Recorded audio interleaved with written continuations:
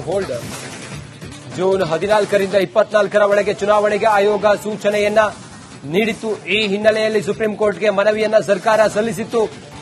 GBA ಸಿಬ್ಬಂದಿ ಕೊರತೆ, ಜನಗಣತಿಯಲ್ಲಿ ಸಿಬ್ಬಂದಿ ಭಾಗಿಯಾಗಿರೋದು, ಇದೆಲ್ಲವೂ ಕೂಡ ಕಾರಣವನ್ನ ಸುಪ್ರೀಂ ಕೋರ್ಟ್ಗೆ ರಾಜ್ಯ ಸರ್ಕಾರ ನೀಡಿತ್ತು. ಮಳೆಯ ಕಾರಣವನ್ನು ಕೂಡ ಮೇಲ್ಮನವಿಯಲ್ಲಿ ಸರ್ಕಾರ ತಿಳಿಸಿತ್ತು. ಈಗ ಸೆಪ್ಟೆಂಬರ್ 30ರವರೆಗೆ ಕಾಲಾವಕಾಶವನ್ನು ಸರ್ಕಾರ ಕೊಡಿತ್ತು. ಸೆಪ್ಟೆಂಬರ್ 30ರವರೆಗೆ ಸರ್ಕಾರ ಕೇಳಿದ್ದು, ಆಗಸ್ಟ್ 31ರವರೆಗೆ ಸುಪ್ರೀಂ ಕೋರ್ಟ್ ನೀಡಿದ್ದು.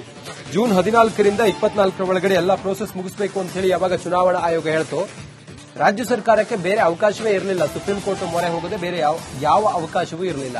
ಹೀಗಾಗಿ ಬೇರೆ ಬೇರೆ ಕಾರಣಗಳನ್ನ ನೀಡಿ ಚುನಾವಣೆಯನ್ನ ಮುಂದುವರಿಸಬೇಕು ಅಥವಾ ಮುಂದಕ್ಕೆ ಹಾಕಬೇಕು ಅನ್ನುವಂತ ಕಾರಣವನ್ನ ನೀಡಿ ಮನವಿಯನ್ನ ಮಾಡಿತ್ತು. ಸುಪ್ರೀಂ ಕೋರ್ಟ್ನಲ್ಲಿ ಮೇಲ್ಮನವಿಯನ್ನ ಸಲ್ಲಿಸಿತ್ತು. ಸುಪ್ರೀಂ ಕೋರ್ಟ್ನ ಮನವಿಯ ಆಧಾರದ ಮೇಲೆ ಅಥವಾ ಸುಪ್ರೀಂ ಕೋರ್ಟ್ಗೆ ಸಲ್ಲಿಸಿದ ಮನವಿಯ ಆಧಾರದ ಮೇಲೆ ಈಗ ಸುಪ್ರೀಂ ಕೋರ್ಟ್ ಈ ಮನವಿಯನ್ನ ಪುರಸ್ಕರಿಸಿ ಆಗಸ್ಟ್ 31ನೇ ತಾರೀಕಿನವರೆಗೂ ಕೂಡ ಜಿಬಿಎ ಚುನಾವಣೆಯನ್ನ ಮುಂದಕ್ಕೆ ಹಾಕಿ ಆದೇಶವನ್ನ ನೀಡಿದೆ. ಈ ಸದ್ಯಕ್ಕಂತೂ ನಿಟ್ಟುಸಿರು ಬಿಡುವಂತಾಗಿದೆ ರಾಜ್ಯ ಸರ್ಕಾರಕ್ಕೆ. ಸೆಪ್ಟೆಂಬರ್ 30ರವರೆಗೂ ಕೇಳಿದ್ರು, ಆದರೆ ಆಗಸ್ಟ್ 31ರವರೆಗೂ ಕೂಡ ಕಾಲಾವಕಾಶವನ್ನ ನೀಡಿ ಈಗ ಆದೇಶವನ್ನ ಹೊರಡಿಸಿದೆ ಸುಪ್ರೀಂ ಕೋರ್ಟ್.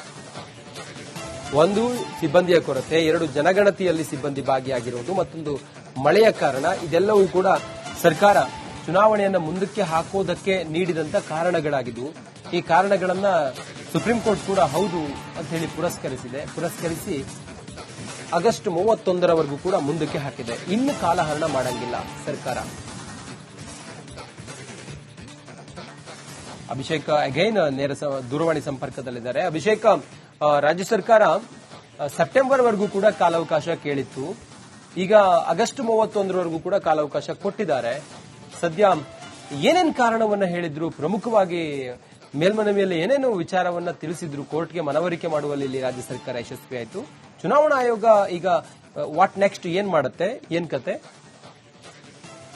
ಈಗಾಗಲೇ ಏನು ಪ್ರಮುಖ ಅಂಶಗಳನ್ನ ಒಂದು ಅರ್ಜಿಯಲ್ಲಿ ಸಲ್ಲಿಕೆ ಮಾಡಿರುವಂತಹ ಒಂದು ಕಾರಣದಿಂದಾಗಿ ಅದರಲ್ಲಿ ಪ್ರಮುಖವಾಗಿ ಮಳೆಗಾಲದಲ್ಲಿ ಆಗುವಂತಹ ಒಂದು ಅವಾಂತರಗಳು ಮತ್ತು ಈಗ ಸದ್ಯದ ಮಟ್ಟಿಗೆ ಸರ್ವೆಗಳು ಕೂಡ ನಡೀತಾ ಇದೆ. ಇದರಿಂದಾಗಿ ಮೆನ್ ಪವರ್ಗಳು ಕಡಿಮೆ ಆಗುತ್ತೆ ಮತ್ತು ಯಾರು ಕೂಡ ಈ ಒಂದು ಸ್ವಲ್ಪ ಮಟ್ಟಿಗೆ ದೊಡ್ಡ ಕ್ಷೇತ್ರಗಳಿರುವಂತಹ ಒಂದು ಕಾರಣದಿಂದಾಗಿ ಮತ್ತು ವಾರ್ಡ್ಗಳ ಸಂಖ್ಯೆ ಹೆಚ್ಚಾಗಿರುವಂತಹ ಒಂದು ಕಾರಣದಿಂದಾಗಿ ಈ ರೀತಿ ವರ್ಕ್ ಮಾಡೋದಕ್ಕೆ ಸಾಕಷ್ಟು ಜನರ ಒಂದು ಅಗತ್ಯ ಇದೆ. ಹೀಗಾಗಿ ಸ್ವಲ್ಪ ಮಟ್ಟಿಗೆ ನಮಗೆ ಟೈಮ್ ಕೊಡಿ ಅಂತ ಹೇಳಿ ಒಂದು ಅಂಶವನ್ನ ಈಗಾಗಲೇ ಸಿದ್ಧಪಡಿಸಿರುವಂತದ್ದು. ಹೀಗಾಗಿ ಈ ಒಂದು ಅಂಶಗಳನ್ನ ಪರಿಗಣಿಸಿ ಮತ್ತು ಸವಿವರವಾದಂತಹ ಒಂದು ವಿಚಾರಗಳನ್ನ ಅಂದ್ರೆ ಅನಲೈಸ್ ಮಾಡಿರುವಂತದ್ದು. ಮುಂದಿನ ಇನ್ನೇನು ಕೆಲವೇ ದಿನಗಳಲ್ಲಿ ಮುಂಗಾರು ಕೂಡ ಶುರುವಾಗುತ್ತೆ. ಇದೆಲ್ಲದರ ಬಗ್ಗೆ ಒಂದು ಅಂಶಗಳನ್ನ ಪರಿಗಣನೆಗೆ ತೆಗೆದುಕೊಂಡಂತಹ ಸುಪ್ರೀಂ ಕೋರ್ಟ್ ಈ ರೀತಿಯಾದಂತಹ ಒಂದು ಡಿಸಿಷನ್ ಅನ್ನ ಕೊಟ್ಟಿರುವಂತದ್ದು. ಇನ್ನು ಒಂದು ತಿಂಗಳು ಎಕ್ಸ್ಟ್ರಾನ ಕೊಟ್ಟಿದೆ. ಅಂದ್ರೆ ಇನ್ನು ಮೇಲೆ ಕೇಳಬೇಡಿ ಅಂತ ಅನ್ನುವಂತಹ ರೀತಿಯಲ್ಲಿ, ಅಂದ್ರೆ ಇನ್ನು ಮುಂದೆ ನೀವು ಗಡುವು ಕೇಳುವಂತಹ ಒಂದು ಪ್ರಮೇಯಕ್ಕೆ ಬರಬೇಡಿ. ನೀವು ಏನಿದ್ರು ಅಕ್ಟೋಬರ್ 31ರ ಒಳಗಡೆ ಎಲ್ಲವೂ ಕೂಡ ಇದು ಮಾಡಬೇಕಾಗುತ್ತೆ.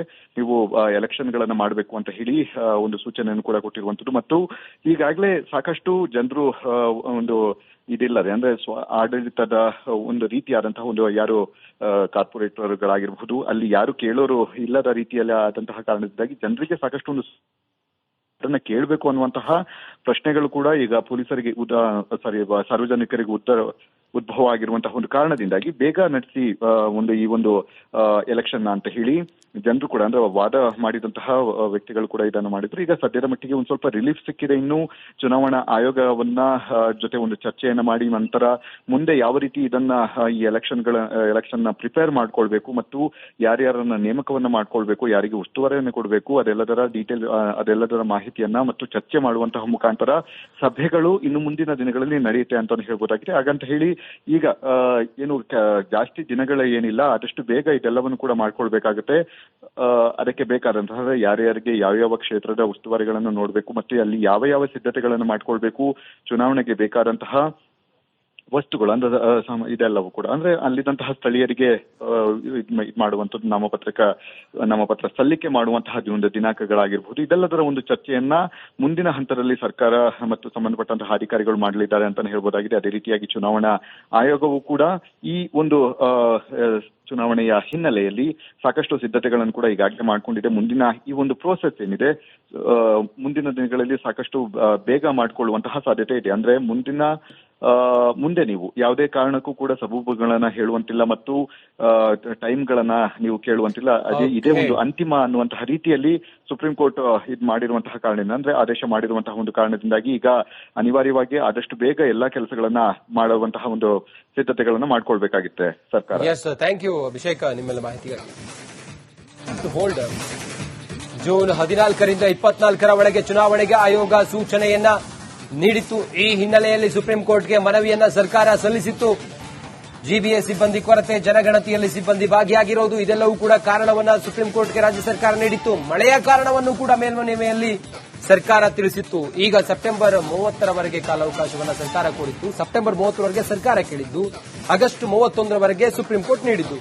ಜೂನ್ 14ರಿಂದ 24ರ ಒಳಗಡೆ ಎಲ್ಲಾ ಪ್ರೋಸೆಸ್ ಮುಗಿಸಬೇಕು ಅಂತ ಹೇಳಿ ಯಾವಾಗ ಚುನಾವಣಾ ಆಯೋಗ ಹೇಳ್ತು, ರಾಜ್ಯ ಸರ್ಕಾರಕ್ಕೆ ಬೇರೆ ಅವಕಾಶವೇ ಇರಲಿಲ್ಲ. ಸುಪ್ರೀಂ ಕೋರ್ಟ್ ಮೊರೆ ಹೋಗದೆ ಬೇರೆ ಯಾವ ಅವಕಾಶವೂ ಇರಲಿಲ್ಲ. ಹೀಗಾಗಿ ಬೇರೆ ಬೇರೆ ಕಾರಣಗಳನ್ನ ನೀಡಿ ಚುನಾವಣೆಯನ್ನ ಮುಂದುವರಿಸಬೇಕು ಅಥವಾ ಮುಂದಕ್ಕೆ ಹಾಕಬೇಕು ಅನ್ನುವಂತ ಕಾರಣವನ್ನ ನೀಡಿ ಮನವಿಯನ್ನ ಮಾಡಿತ್ತು. ಸುಪ್ರೀಂ ಕೋರ್ಟ್ನಲ್ಲಿ ಮೇಲ್ಮನವಿಯನ್ನ ಸಲ್ಲಿಸಿತ್ತು.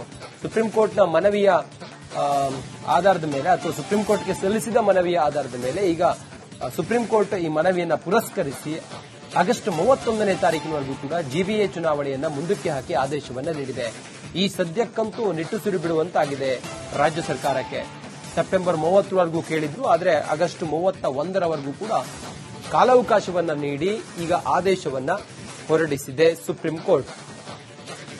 ಒಂದು, ಸಿಬ್ಬಂದಿಯ ಕೊರತೆ, 2 ಜನಗಣತಿಯಲ್ಲಿ ಸಿಬ್ಬಂದಿ ಭಾಗಿಯಾಗಿರುವುದು, ಮತ್ತೊಂದು ಮಳೆಯ ಕಾರಣ. ಇದೆಲ್ಲವೂ ಕೂಡ ಸರ್ಕಾರ ಚುನಾವಣೆಯನ್ನ ಮುಂದಕ್ಕೆ ಹಾಕೋದಕ್ಕೆ ನೀಡಿದಂತ ಕಾರಣಗಳಾಗಿದ್ದು, ಈ ಕಾರಣಗಳನ್ನ ಸುಪ್ರೀಂ ಕೋರ್ಟ್ ಕೂಡ ಹೌದು ಅಂತ ಹೇಳಿ ಪುರಸ್ಕರಿಸಿ ಆಗಸ್ಟ್ 31ರವರೆಗೂ ಕೂಡ ಮುಂದಕ್ಕೆ ಹಾಕಿದೆ. ಇನ್ನು ಕಾಲಹರಣ ಮಾಡಂಗಿಲ್ಲ ಸರ್ಕಾರ.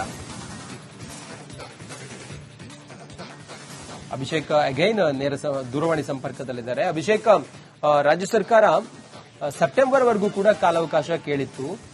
ಈಗ ಆಗಸ್ಟ್ 31ರವರೆಗೂ ಕೂಡ ಕಾಲಾವಕಾಶ ಕೊಟ್ಟಿದ್ದಾರೆ. ಸದ್ಯ ಏನೇನು ಕಾರಣವನ್ನ ಹೇಳಿದ್ರು, ಪ್ರಮುಖವಾಗಿ ಮೇಲ್ಮನವಿಯಲ್ಲಿ ಏನೇನು ವಿಚಾರವನ್ನ ತಿಳಿಸಿದ್ರು, ಕೋರ್ಟ್ಗೆ ಮನವರಿಕೆ ಮಾಡುವಲ್ಲಿ ರಾಜ್ಯ ಸರ್ಕಾರ ಯಶಸ್ವಿಯಾಯಿತು. ಚುನಾವಣಾ ಆಯೋಗ ಈಗ ವಾಟ್ ನೆಕ್ಸ್ಟ್ ಏನ್ ಮಾಡುತ್ತೆ, ಏನ್ ಕತೆ? ಈಗಾಗಲೇ ಏನು ಪ್ರಮುಖ ಅಂಶಗಳನ್ನ ಒಂದು ಅರ್ಜಿಯಲ್ಲಿ ಸಲ್ಲಿಕೆ ಮಾಡಿರುವಂತಹ ಒಂದು ಕಾರಣದಿಂದಾಗಿ ಅದರಲ್ಲಿ ಪ್ರಮುಖವಾಗಿ ಮಳೆಗಾಲದಲ್ಲಿ ಆಗುವಂತಹ ಒಂದು ಅವಾಂತರಗಳು ಮತ್ತು ಈಗ ಸದ್ಯದ ಮಟ್ಟಿಗೆ ಸರ್ವೆಗಳು ಕೂಡ ನಡೀತಾ ಇದೆ. ಇದರಿಂದಾಗಿ ಮೆನ್ ಪವರ್ಗಳು ಕಡಿಮೆ ಆಗುತ್ತೆ ಮತ್ತು ಯಾರು ಕೂಡ ಈ ಒಂದು ಸ್ವಲ್ಪ ಮಟ್ಟಿಗೆ ದೊಡ್ಡ ಕ್ಷೇತ್ರಗಳಿರುವಂತಹ ಒಂದು ಕಾರಣದಿಂದಾಗಿ ಮತ್ತು ವಾರ್ಡ್ಗಳ ಸಂಖ್ಯೆ ಹೆಚ್ಚಾಗಿರುವಂತಹ ಒಂದು ಕಾರಣದಿಂದಾಗಿ ಈ ರೀತಿ ವರ್ಕ್ ಮಾಡೋದಕ್ಕೆ ಸಾಕಷ್ಟು ಜನರ ಒಂದು ಅಗತ್ಯ ಇದೆ. ಹೀಗಾಗಿ ಸ್ವಲ್ಪ ಮಟ್ಟಿಗೆ ನಮಗೆ ಟೈಮ್ ಕೊಡಿ ಅಂತ ಹೇಳಿ ಒಂದು ಅಂಶವನ್ನ ಈಗಾಗಲೇ ಸಿದ್ಧಪಡಿಸಿರುವಂತದ್ದು. ಹೀಗಾಗಿ ಈ ಒಂದು ಅಂಶಗಳನ್ನ ಪರಿಗಣಿಸಿ ಮತ್ತು ಸವಿವರವಾದಂತಹ ಒಂದು ವಿಚಾರಗಳನ್ನ ಅಂದ್ರೆ ಅನಲೈಸ್ ಮಾಡಿರುವಂತದ್ದು. ಮುಂದಿನ ಇನ್ನೇನು ಕೆಲವೇ ದಿನಗಳಲ್ಲಿ ಮುಂಗಾರು ಕೂಡ ಶುರುವಾಗುತ್ತೆ. ಇದೆಲ್ಲದರ ಬಗ್ಗೆ ಒಂದು ಅಂಶಗಳನ್ನ ಪರಿಗಣನೆಗೆ ತೆಗೆದುಕೊಂಡಂತಹ ಸುಪ್ರೀಂ ಕೋರ್ಟ್ ಈ ರೀತಿಯಾದಂತಹ ಒಂದು ಡಿಸಿಷನ್ ಅನ್ನ ಕೊಟ್ಟಿರುವಂತದ್ದು. ಇನ್ನು 1 ತಿಂಗಳು ಎಕ್ಸ್ಟ್ರಾನ ಕೊಟ್ಟಿದೆ. ಅಂದ್ರೆ ಇನ್ನು ಮೇಲೆ ಕೇಳಬೇಡಿ ಅಂತ ಅನ್ನುವಂತಹ ರೀತಿಯಲ್ಲಿ, ಅಂದ್ರೆ ಇನ್ನು ಮುಂದೆ ನೀವು ಗಡುವು ಕೇಳುವಂತಹ ಒಂದು ಪ್ರಮೇಯಕ್ಕೆ ಬರಬೇಡಿ. ನೀವು ಏನಿದ್ರು ಅಕ್ಟೋಬರ್ 31ರ ಒಳಗಡೆ ಎಲ್ಲವೂ ಕೂಡ ಇದು ಮಾಡಬೇಕಾಗುತ್ತೆ. ನೀವು ಎಲೆಕ್ಷನ್ ಗಳನ್ನ ಮಾಡಬೇಕು ಅಂತ ಹೇಳಿ ಒಂದು ಸೂಚನೆಯನ್ನು ಕೂಡ ಕೊಟ್ಟಿರುವಂತದ್ದು. ಮತ್ತು ಈಗಾಗಲೇ ಸಾಕಷ್ಟು ಜನರು ಒಂದು ಇದಿಲ್ಲದೆ ಅಂದ್ರೆ ಆಡಳಿತದ ಒಂದು ರೀತಿಯಾದಂತಹ ಒಂದು ಯಾರು ಕಾರ್ಪೊರೇಟರ್ಗಳಾಗಿರಬಹುದು, ಅಲ್ಲಿ ಯಾರು ಕೇಳೋರು ಇಲ್ಲದ ರೀತಿಯಲ್ಲಿ ಆದಂತಹ ಕಾರಣದಿಂದಾಗಿ ಜನರಿಗೆ ಸಾಕಷ್ಟು ಒಂದು ಕೇಳಬೇಕು ಅನ್ನುವಂತಹ ಪ್ರಶ್ನೆಗಳು ಕೂಡ ಈಗ ಪೊಲೀಸರಿಗೆ ಸಾರ್ವಜನಿಕರಿಗೆ ಉದ್ಭವ ಆಗಿರುವಂತಹ ಒಂದು ಕಾರಣದಿಂದಾಗಿ ಬೇಗ ನಡೆಸಿ ಈ ಒಂದು ಎಲೆಕ್ಷನ್ ಅಂತ ಹೇಳಿ ಜನರು ಕೂಡ ಅಂದ್ರೆ ವಾದ ಮಾಡಿದಂತಹ ವ್ಯಕ್ತಿಗಳು ಕೂಡ ಇದನ್ನು ಮಾಡಿದ್ರು. ಈಗ ಸದ್ಯದ ಮಟ್ಟಿಗೆ ಒಂದ್ ಸ್ವಲ್ಪ ರಿಲೀಫ್ ಸಿಕ್ಕಿದೆ. ಇನ್ನು ಚುನಾವಣಾ ಆಯೋಗವನ್ನ ಜೊತೆ ಒಂದು ಚರ್ಚೆಯನ್ನ ಮಾಡಿ ನಂತರ ಮುಂದೆ ಯಾವ ರೀತಿ ಇದನ್ನ ಈ ಎಲೆಕ್ಷನ್ ನ ಪ್ರಿಪೇರ್ ಮಾಡ್ಕೊಳ್ಬೇಕು ಮತ್ತು ಯಾರ್ಯಾರನ್ನ ನೇಮಕವನ್ನ ಮಾಡ್ಕೊಳ್ಬೇಕು, ಯಾರಿಗೆ ಉಸ್ತುವಾರಿಯನ್ನು ಕೊಡಬೇಕು, ಅದೆಲ್ಲದರ ಮಾಹಿತಿಯನ್ನ ಮತ್ತು ಚರ್ಚೆ ಮಾಡುವಂತಹ ಮುಖಾಂತರ ಸಭೆಗಳು ಇನ್ನು ಮುಂದಿನ ದಿನಗಳಲ್ಲಿ ನಡೆಯುತ್ತೆ ಅಂತ ಹೇಳ್ಬೋದಾಗಿದೆ. ಹಾಗಂತ ಹೇಳಿ ಈಗ ಏನು ಜಾಸ್ತಿ ದಿನಗಳ ಏನಿಲ್ಲ, ಆದಷ್ಟು ಬೇಗ ಇದೆಲ್ಲವನ್ನು ಕೂಡ ಮಾಡ್ಕೊಳ್ಬೇಕಾಗುತ್ತೆ. ಅದಕ್ಕೆ ಬೇಕಾದಂತಹ ಯಾರ್ಯಾರಿಗೆ ಯಾವ ಕ್ಷೇತ್ರದ ಉಸ್ತುವಾರಿಗಳನ್ನು ನೋಡಬೇಕು ಮತ್ತು ಅಲ್ಲಿ ಯಾವ ಸಿದ್ಧತೆಗಳನ್ನು ಮಾಡ್ಕೊಳ್ಬೇಕು, ಚುನಾವಣೆಗೆ ಬೇಕಾದಂತಹ ವಸ್ತುಗಳು ಅಂದ್ರೆ ಇದೆಲ್ಲವೂ ಕೂಡ ಅಂದ್ರೆ ಅಲ್ಲಿದ್ದಂತಹ ಸ್ಥಳೀಯರಿಗೆ ಮಾಡುವಂಥದ್ದು ನಾಮಪತ್ರ ಸಲ್ಲಿಕೆ ಮಾಡುವಂತಹ ಒಂದು ದಿನಾಂಕಗಳಾಗಿರ್ಬಹುದು. ಇದೆಲ್ಲದರ ಒಂದು ಚರ್ಚೆಯನ್ನ ಮುಂದಿನ ಹಂತದಲ್ಲಿ ಸರ್ಕಾರ ಮತ್ತು ಸಂಬಂಧಪಟ್ಟಂತಹ ಅಧಿಕಾರಿಗಳು ಮಾಡಲಿದ್ದಾರೆ ಅಂತಾನೆ ಹೇಳ್ಬೋದಾಗಿದೆ. ಅದೇ ರೀತಿಯಾಗಿ ಚುನಾವಣಾ ಆಯೋಗವು ಕೂಡ ಈ ಒಂದು ಚುನಾವಣೆಯ ಹಿನ್ನೆಲೆಯಲ್ಲಿ ಸಾಕಷ್ಟು ಸಿದ್ಧತೆಗಳನ್ನು ಕೂಡ ಈಗಾಗಲೇ ಮಾಡಿಕೊಂಡಿದೆ. ಮುಂದಿನ ಈ ಒಂದು ಪ್ರೋಸೆಸ್ ಏನಿದೆ ಮುಂದಿನ ದಿನಗಳಲ್ಲಿ ಸಾಕಷ್ಟು ಬೇಗ ಮಾಡಿಕೊಳ್ಳುವಂತಹ ಸಾಧ್ಯತೆ ಇದೆ. ಅಂದ್ರೆ ಮುಂದೆ ನೀವು ಯಾವುದೇ ಕಾರಣಕ್ಕೂ ಕೂಡ ಸಬೂಬುಗಳನ್ನ ಹೇಳುವಂತಿಲ್ಲ ಮತ್ತು ಟೈಮ್ಗಳನ್ನ ನೀವು ಕೇಳುವಂತಿಲ್ಲ. ಇದೇ ಒಂದು ಅಂತಿಮ ಅನ್ನುವಂತಹ ರೀತಿಯಲ್ಲಿ ಸುಪ್ರೀಂ ಕೋರ್ಟ್ ಇದು ಮಾಡಿರುವಂತಹ ಕಾರಣದಿಂದ, ಅಂದ್ರೆ ಆದೇಶ ಮಾಡಿರುವಂತಹ ಒಂದು ಕಾರಣದಿಂದಾಗಿ ಈಗ ಅನಿವಾರ್ಯವಾಗಿ ಆದಷ್ಟು ಬೇಗ ಎಲ್ಲಾ ಕೆಲಸಗಳನ್ನ ಮಾಡುವಂತಹ ಒಂದು ಸಿದ್ಧತೆಗಳನ್ನ ಮಾಡ್ಕೊಳ್ಬೇಕಾಗಿತ್ತೆ ಸರ್ಕಾರ. ಥ್ಯಾಂಕ್ ಯು ಅಭಿಷೇಕ್ ನಿಮ್ಮೆಲ್ಲ ಮಾಹಿತಿಗಾಗಿ.